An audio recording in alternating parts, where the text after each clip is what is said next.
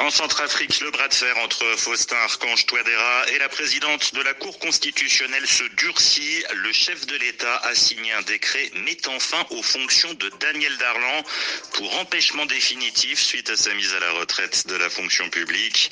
Ce processus est-il valide? Saisi par l'opposition, les juges de la Cour constitutionnelle vont devoir se prononcer. En Centrafrique, le président Faustin Archange-Touadéra durcit le bras de fer avec la Cour constitutionnelle dans 2 décrets distincts datés d'hier. Il met fin aux fonctions de la présidente de la juridiction, Daniel Darlan, et du juge Trinité Bongo Sangafio pour empêchement définitif suite à leur mise à la retraite de la fonction publique.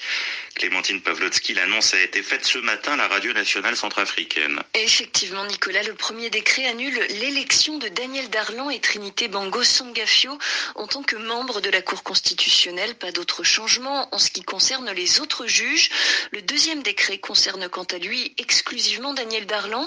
Il annule spécifiquement son élection à la tête du bureau de la Cour constitutionnelle, autrement dit son poste de présidente de la juridiction. Et vous l'avez dit, Nicolas, les 2 personnalités font l'objet d'un empêchement définitif après avoir été mises à la retraite de la fonction publique. Dans la foulée, Clémentine, l'université de Bangui, où Daniel Darlan était professeur de droit, annonce son remplacement prochain. Oui, c'est précisément une annonce d'Augustin Jérémy Douiwawai, le doyen de la faculté de sciences juridiques et politiques de l'université de Bangui. Dans un communiqué, il indique qu'il convoque une assemblée extraordinaire vendredi matin à 10h.